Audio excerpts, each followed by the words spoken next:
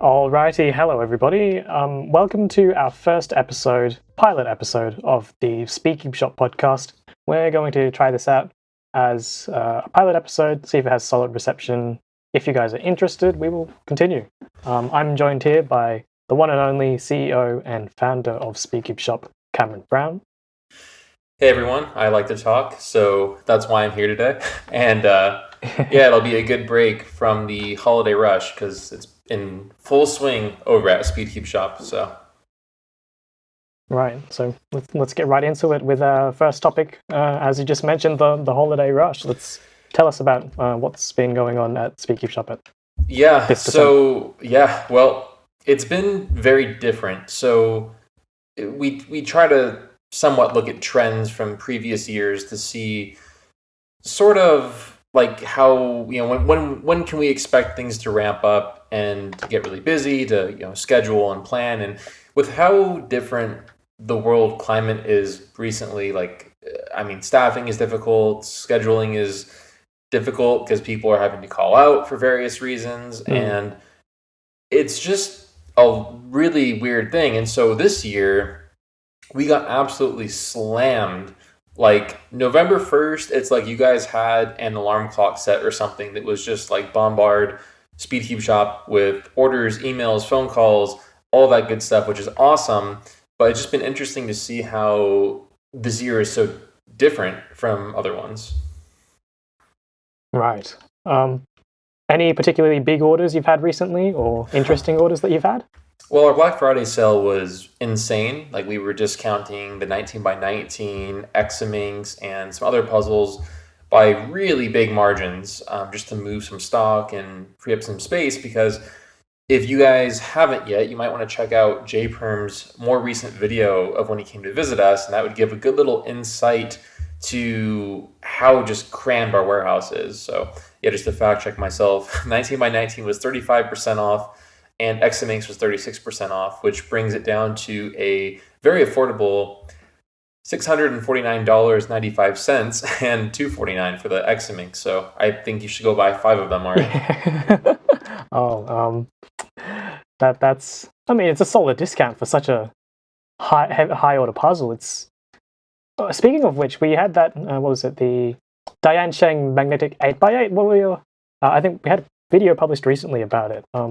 Any news about the pricing or availability of that? Should be soon, and then the 9x9 should be followed pretty shortly after. It's just one of those things that I'm more of a realist, and so this is not anything about like Dian Sheng or Dian Sheng. I always get a hard time for how I pronounce that specifically, but that's a very big undertaking, and I even told them that, kudos to you for being the first to decide to mass produce and magnetize 8x8s and 9x9s. That's a very niche customer base that's buying that, and I'm just not entirely convinced that the mass production is going to go completely smoothly. Again, not anything for them, specifically, but it's a really big undertaking, and so I've been really kind of hesitant because I don't want to post something until I have like a solid lead time for pre-orders. Right, okay. I mean, so I realized I didn't really answer your question though. I guess I think we're kind of tentatively hoping for the next week or two to start to see something more, if not sooner. Right, okay, sure. Speaking of shipping things, what you mentioned earlier about some holiday shipping cutoffs and pre-orders and that sort of thing. Could you elaborate more on that for our viewers? Yep. So we posted our holiday shipping cutoffs for 2021, and it's scary because a lot of people look at these cutoffs and, rightfully so, expect that, like, for example, if you order by December 16th using USPS first class mail, you're going to get it in time for Christmas. Well, it's been really difficult for online stores. Mail carriers have just pretty much washed their hands of delivery guarantees. So USPS first class mail is a 3 to 5 day estimate to the US, and now it can be anywhere from 5 to 10 days in some instances. FedEx 2-day is obviously supposed to be 2 days, and we're seeing sometimes 5 business days for delivery. So it's really difficult, and we kind of took the liberty of actually scooting the shipping deadlines that were provided to us by the mail carriers up a few days, just to sort of give some cushion, because we really want everyone to have a good experience shopping with us this holiday season and just in general. And so I really want to try to set realistic expectations, and I'm just nervous because everyone wants their stuff for Christmas and we're doing absolutely everything that we can to make it happen.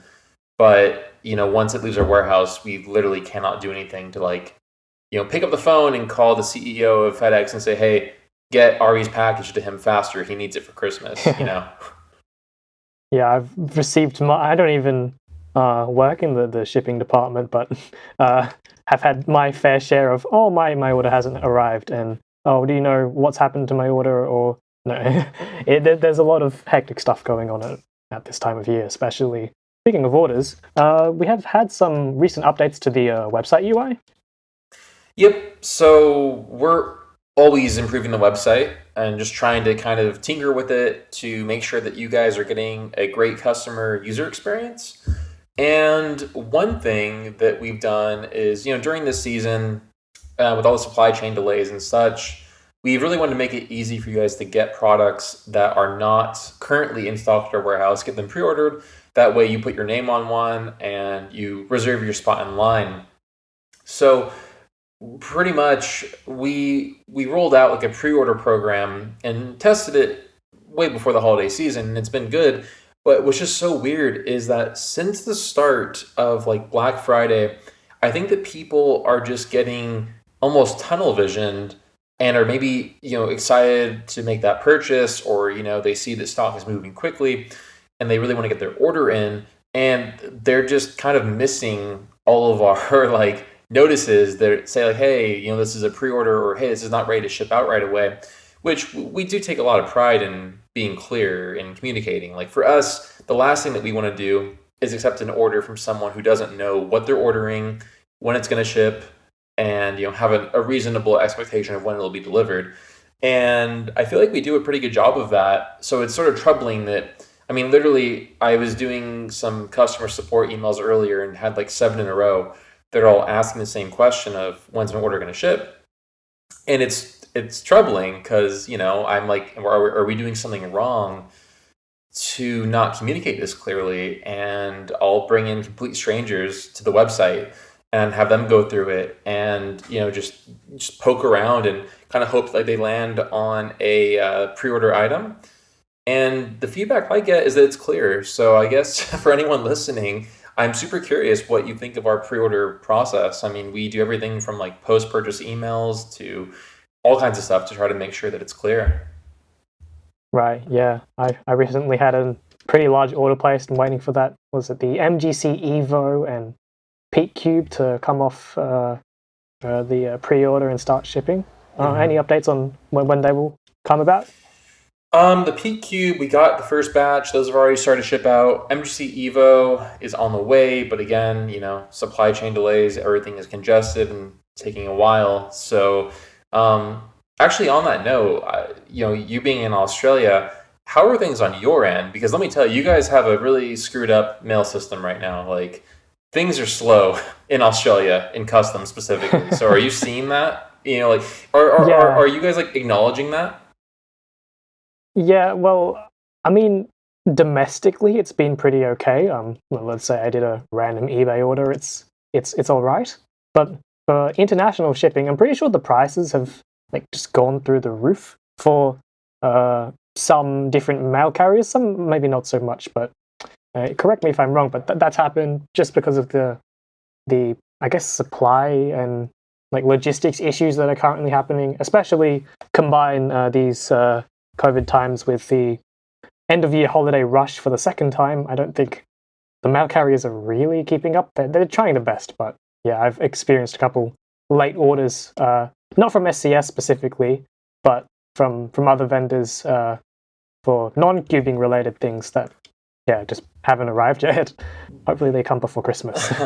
Yeah, that's what's interesting is a lot of people seem to think that these delays are exclusive to SCS. And it's such a complex topic because when you have to, I feel almost have the responsibility, and that's why I asked the question is, we deal with a lot of Australian customers, and I'm shocked at how many of them seem just to not know like the state of things in Australia in terms of like importing or just even Auspos, right?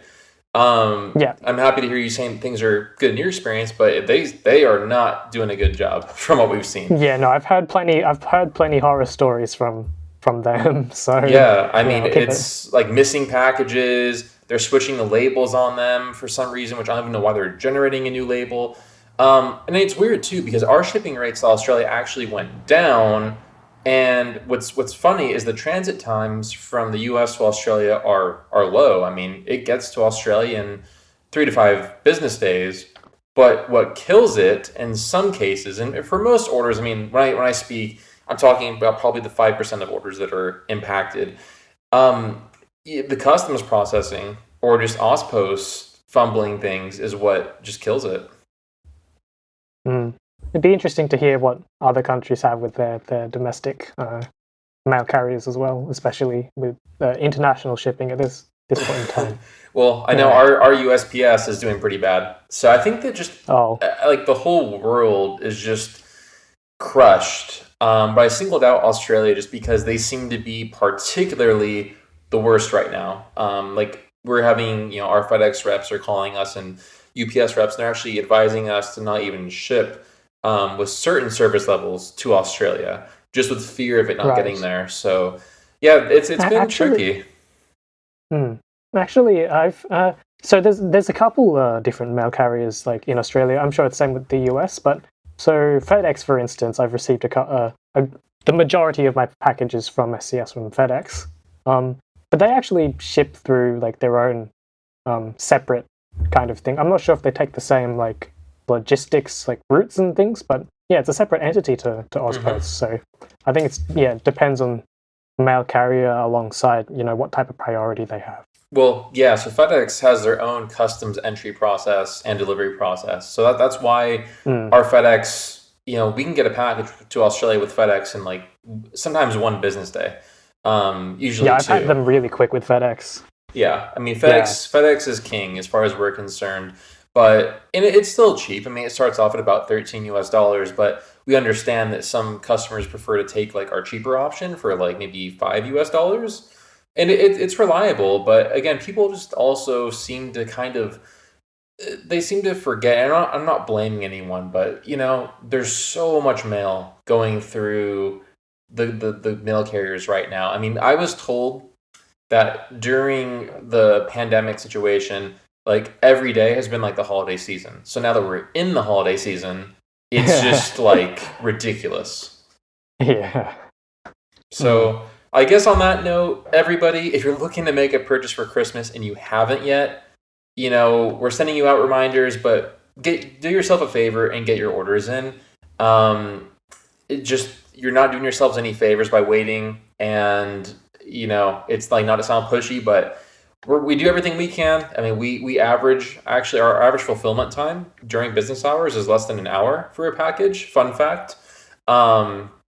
So we get them shipped out quickly. But again, once it leaves our warehouse, we're at the mercy of the mail carriers, just as any other company is. So get your orders in, and we'll do what we can to help. So yeah. Speaking of orders, the GAN 12, like they've released a maglev like limited edition one for $99.95 US. Like, have you received those in the warehouse yet? Not yet. They're a few days out. I don't know really where the inspiration to call it the Peacock Emerald came from, but it looks nice. I guess it's kind of a peacock type of color, right? Yeah, I mean, it is. It's so like, I guess, emerald.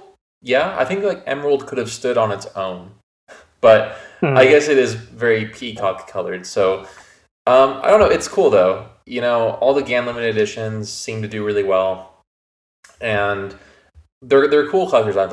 Like we've found that we have a customer base that has like a cult following for GAN releases. So we see the same names coming through when they purchase these GAN LE releases, or like the Tornado V2 blind box that just came out, or like the current winter edition, which I think, let me check how many we have left. I think we have like less than 10 left of the Winter Edition Tornado, and we're about to sell out of the GAN 12 Emerald.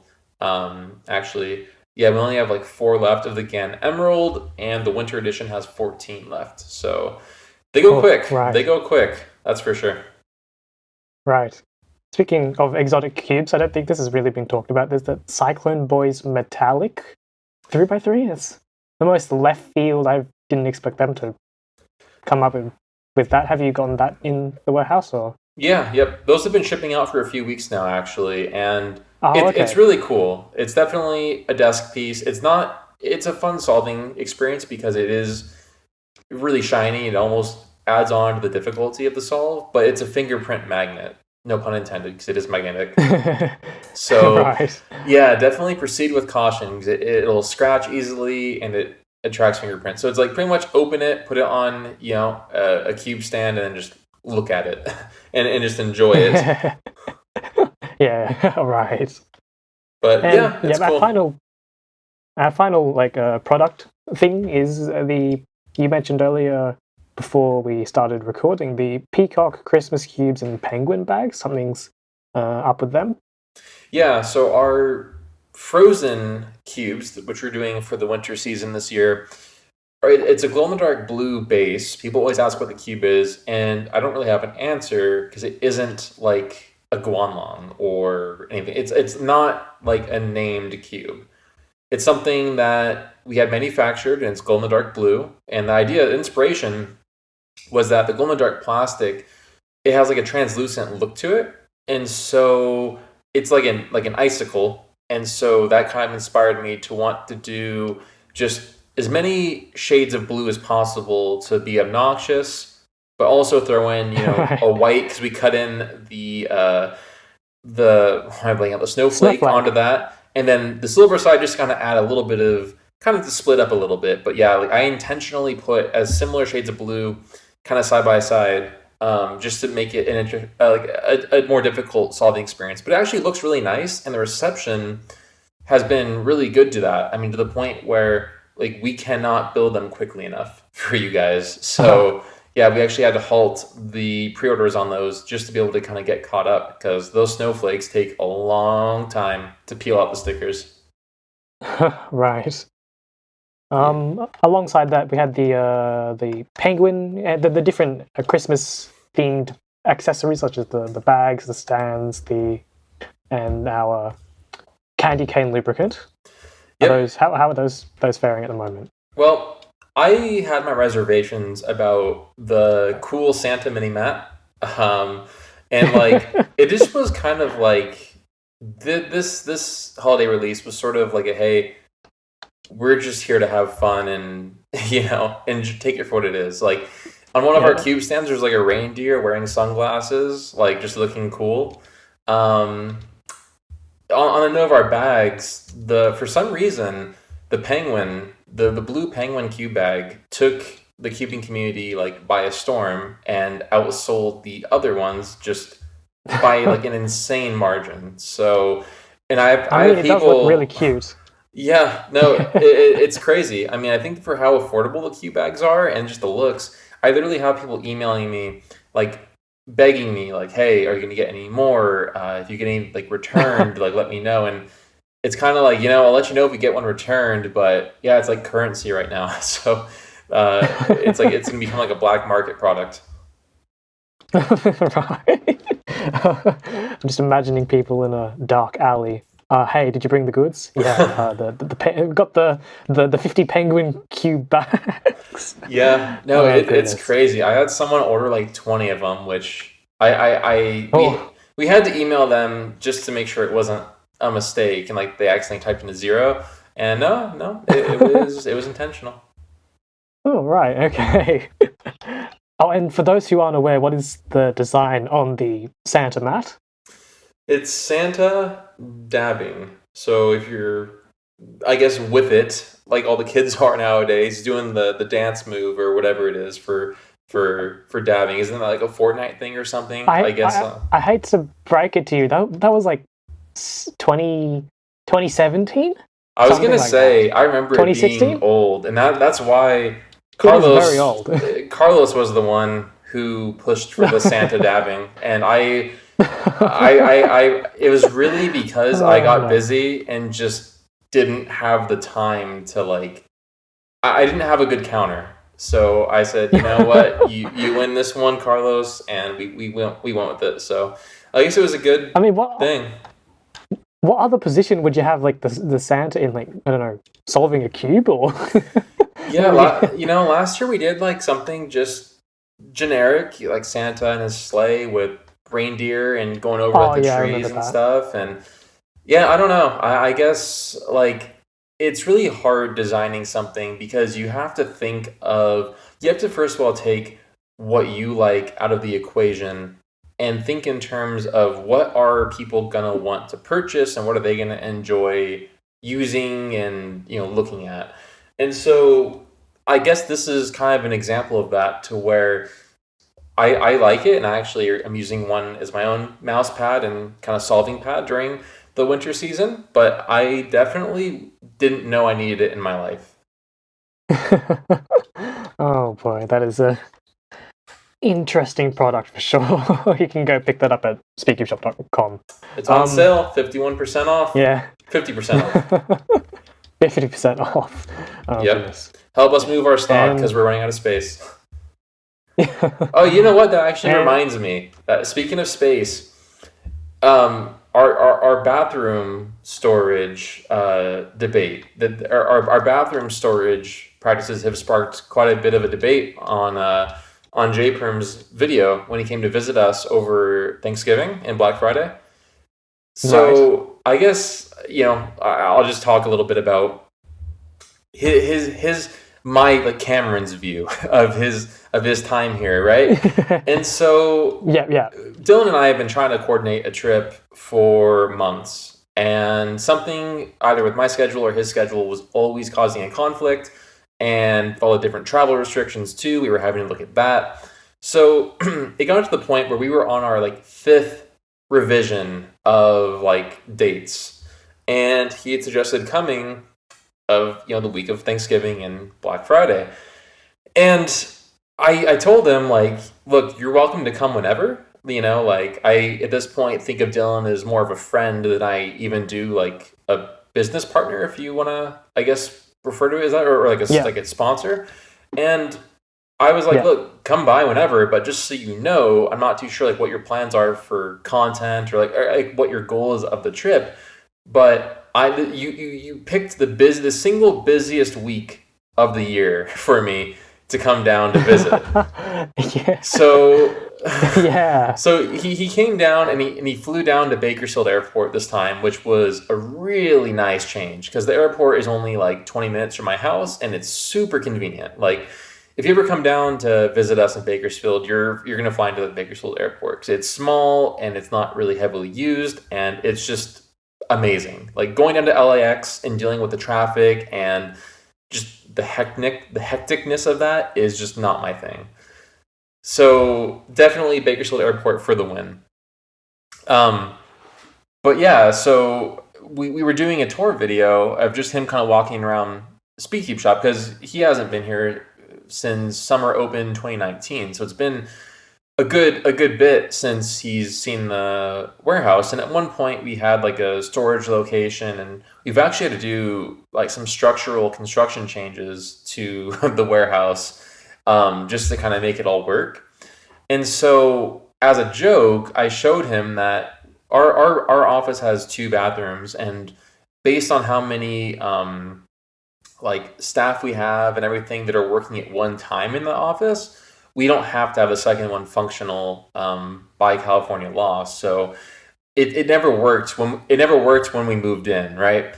And I didn't realize how expensive plumbers can be. So a plumber was wanting like $600 to get this toilet fixed.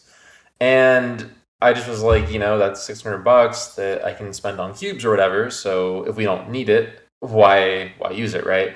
So we use it as storage now. And I jokingly show that in the video, and I think people are under the impression that there's people that are just, using the bathroom next to stock, which I can assure everybody is 100% not the case, because I think that would just be uncomfortable for both parties involved, I think. Right. Right. Okay. All right. But You had but it here. yeah, You had it here first. yeah. But no, Dylan's trip was fun though. Like it's having him hang out over Thanksgiving was cool. He got to try some different food and stuff like that, and we played. Have you ever played Jenga? Like the small version, yeah. They're not the. I think it was featured in the video that you have a very large, like a large set of Jenga. Yeah, so Veronica's mom has a big set of Jenga blocks that she always is the one that brings like the fun activities to like family events. And so she brought the big Jenga and we started playing. It was Dylan, myself, Veronica's mom, and my uncle. And we got this thing to like I think 32 levels tall.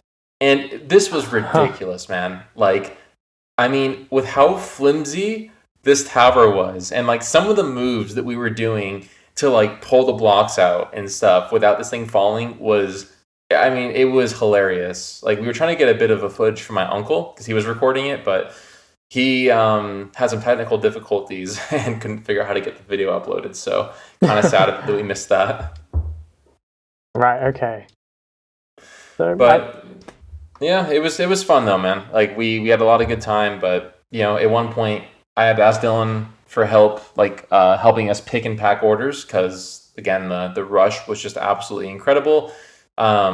He built 100 of his own JPerm cubes, so that way people that ordered during Black Friday were able to get one that was actually built and signed by the man himself. So that was a fun promotion, and it was funny watching him build cubes because he was even telling me how he has a whole new appreciation whenever he gets one of our premium cubes. yeah, the amount of time and effort and expertise, I guess, that is required to make a reasonably well-performing cube is. You have to know what you're looking for, right? Yeah, I found that when I hire people that build premium cubes, they don't necessarily even have to be a cuber at first. They always end up being a cuber, but you really need someone that has a very specific attention to detail, and someone that I've found is actually proud of their work, because it's a very cumbersome task, lots of variables. I mean, you can literally set up two RS3M 2020s, and out of the box, they will feel completely different. So it's not like you can just get into the motions and kind of do the same thing cookie cutter style over and over and over again, because it just doesn't work. Yeah, because each cube is different, has different needs for lubricant, tension, spring adjustment, Yeah, etc. Right? yeah. I mean, also batch to batch. So like what I've observed from my trips to China is the way that they're assembled. There's a machine that pushes the screw into the core, and the little nylon core, and Yeah, they don't just have one machine for every cube. So there isn't like an RS3M 2020 core setting machine. It's a few machines that are used for all the cubes. So the 5x5s, the 7x7s, Megaminx, and as one could probably assume, there's a lot of deviation. Screw length, how deep it needs to go, and it's reset every time. So there's actually quite a bit of variation from batch to batch I've observed, and I attribute that as being one of the main factors. right. So you're saying that, let's say, oh, I got my, let's say, RS3M or something out of the box, and I loosened it by half a turn. That half a turn could be result in a different tension that on someone else's puzzle from a different quote unquote batch in comparison to mine. Yep, 100%. And Oh, even okay, I didn't know just that. yeah, and people also are like under the impression too that, I mean, the lower quality puzzles like the RS3Ms, they're cheap for a reason. Not to say that they're bad, but there's a reason why they're respectively that cheap. Like there isn't some just cults, or not cult. There isn't some like ploy from like Moyu that like, oh, we're just gonna not make a lot of money on this one, and we're just cleaning up house on like the WRMs, right? Yeah, The reason the price points are so different is lower quality plastics, molds, quality control, how they're assembled. I think that I'm okay to say this now, but at one point, you obviously know the Maylong 3x3, right? Yep. So that was the first cube, at least unless another manufacturer is going to chime in and challenge this, that was 100% assembled by machine. Oh, I didn't know that. Okay. Yeah. Interesting. So watching that process, I mean, so imagine it, right? There's a mechanism that pushes the edges together and the corners together. And do you know the level of precision that takes to push them together all the way without crushing it or not, Like you assembling know, the cube? yeah, Oh, they have a machine for that? Oh, yeah, I see. everything. Right. No, Right. like Oh, yeah, it because starts from edge halves, corner thirds, cores, hardware, centerpieces, caps. Like everything is done by machine. oh, okay. Yeah, because I've seen, you see the footage from the factories and have all their workers there busily putting together the cubes, putting the pieces together and then assembling it. So you're telling me that they had an entire machine, like a bunch of machines set up just to assemble the cube and not have any workers do it. Yep, only for the Maylong. I mean, there were workers having to monitor it to make sure like Ah, nothing goes wrong. But that's yeah, of why I just course. laugh because occasionally you'll get a Maylong or any cube, but like for this example, the Maylong where like the corner thirds aren't completely pushed together and or the edges, you might need to, kind of push it a little bit more to get it like completely sealed. And some people take a real problem with that. And I explained to them like kind of why that's the case. And like when I explained to them that like a machine built this and then they're mass produced, it kind of surprises a lot of people, just kind of like how your reaction was. Okay. I didn't. The more you know. You also heard it here first at the pilot episode of the SpeedCubeShop podcast. Yeah, Yeah, I I mean didn't know this that. is yeah, and that's why too. Also, like, did you know that cubes are stickered 6 at a time by hand? 6 at a time. No.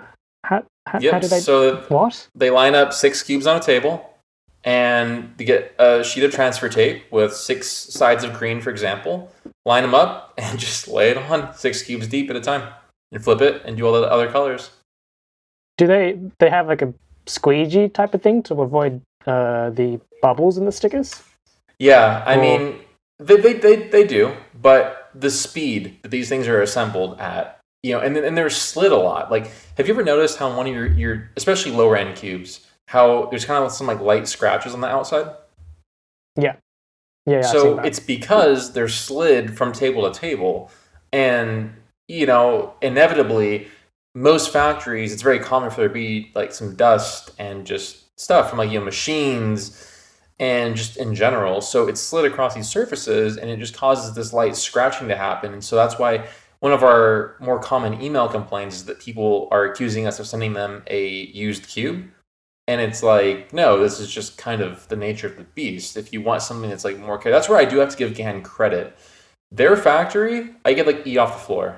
It's by far the cleanest. And if you notice, your GAN cubes typically don't have that kind of surface scratch out of the box. Yeah, yeah, but you do pay that little GAN premium for, I guess, the premium service. It's something that GAN cubes are not for everybody, and I think that's okay. But you get what you pay for. I firmly, firmly believe that with just about everything in life. But it's just the same for cubing as well.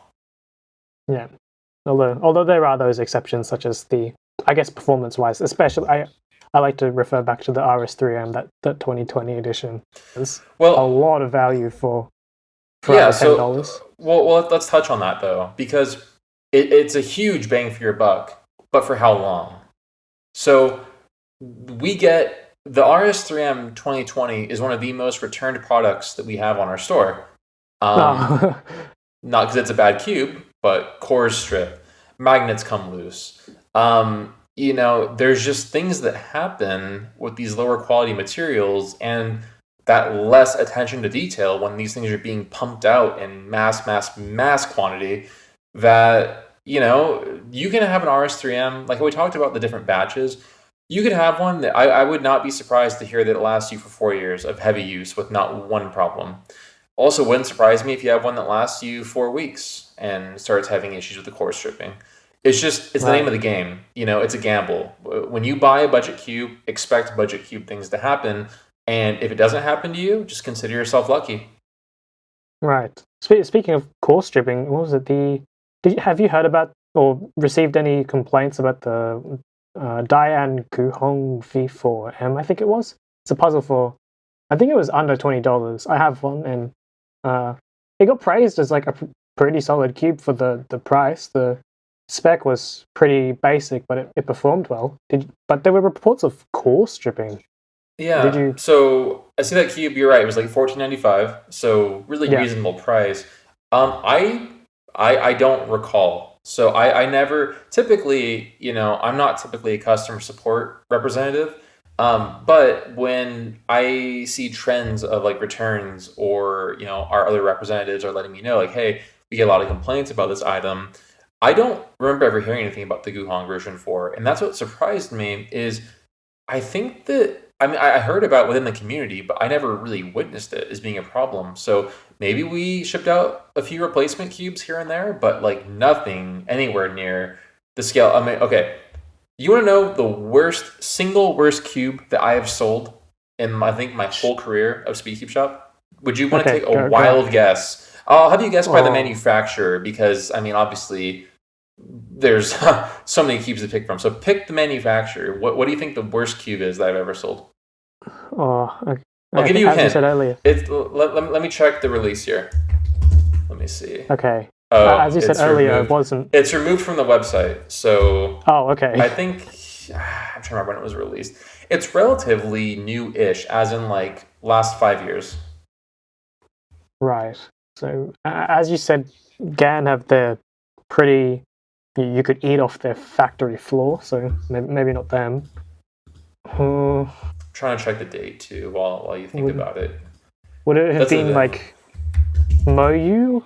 Or Moyu or Chi, hasn't made one of those two. Surely one of the top 3, right?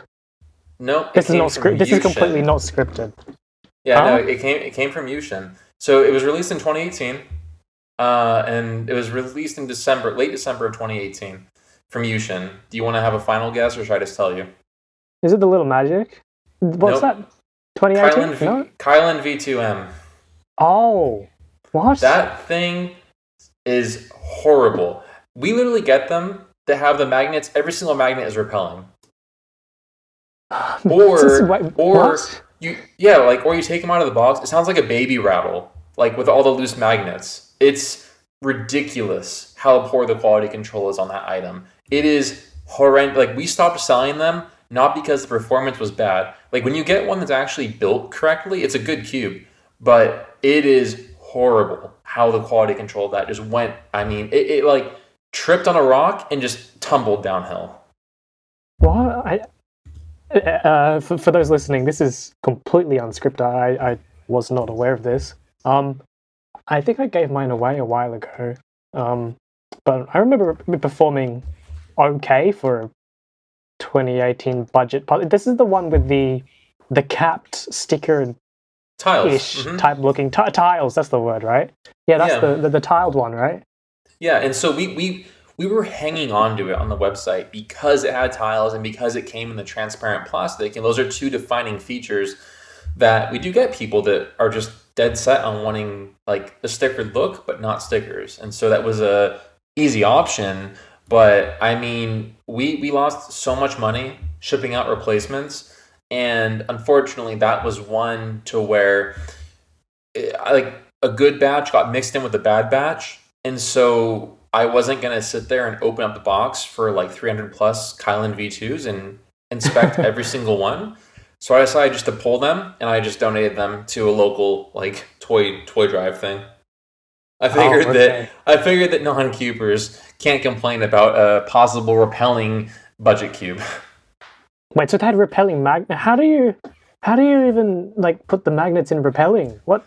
Well, so it's because most manufacturers, I don't know about Yushin specifically, but they're set up on like a jig type thing to where if the jig gets flipped or whatever, it is possible for them to put the magnets in backwards and have conflicts. So like if one jig is flipped and the other one, like let's say like the edge jig is set up with the polarity being one way and the corner jig is set up with a corner polarity being like, let's say they get switched like between like workstations, right?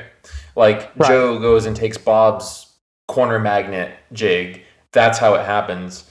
And it's funny because do you remember that YJ made that repelling the MGC repulsion? I think it was. Yeah, that I remember that. I was looking through our YouTube catalog and saw that, had a laugh. That was So Yushin, I guess, took that and just ran. They were early to the game. Oh no! I genuinely did not know that. That again, you hear it here first on the pilot episode of the SpeedCubeShop podcast. See, I think that this is why. I mean, because this was, all Ari's idea for the podcast, and it's just we kind of concluded that I have so much useless random knowledge that I just want to share, and I enjoy talking about things I like. So this is like perfect for me is to sit here and talk for 30, 40 minutes and hopefully give you guys some entertainment or background noise while you're studying or working or whatever, because it's fun and it's interesting, to like, I have so much experience in cubing. I mean, both as like, I'm going to use the term professional speed cuber at one point. Right. I was top 100 in the world for single back in, I think Dylan and I were just JPerm for those that didn't get the correlation or the reference, but we were looking at the WCA records. And I think it was in 2015 that was top 100 in the world with a Guhong version 2. Single was 7.62 full step, so pretty proud of that. Oh, okay. Wait, what was the time? 7.62. Oh, okay. Not sub 7, Cameron. No. I literally retired after that competition. Like I still competed a few times after, but that was when I just decided that like my goal was to get like a substantial sub 10, and that kind of satisfied it for me. And then I think that a competition after that, like either right after or 2 after, I set my PB average. So I broke the PB average and single that competition, if I recall correctly. Then broke the PB average again a few comps later, which was kind of funny because at that point I wasn't really like practicing as much. Right. Okay. Will we see you at a competition at some point? Worlds, perhaps? What was that? Will we see you at a competition sometime? Worlds, perhaps? Oh, yeah. I mean, I always go to hang out. Like, I enjoy going and hanging out, and maybe I'll compete just for old time's sake. But I think that for me, I get really competitive. So it pains me to go up there and compete and not perform as well as what I used to. Yeah, I mean, it's gotten so competitive now that I think I'd rather just be like, the old guy just telling all the youngins how fast I used to be and not have to actually back it up anymore. Yeah.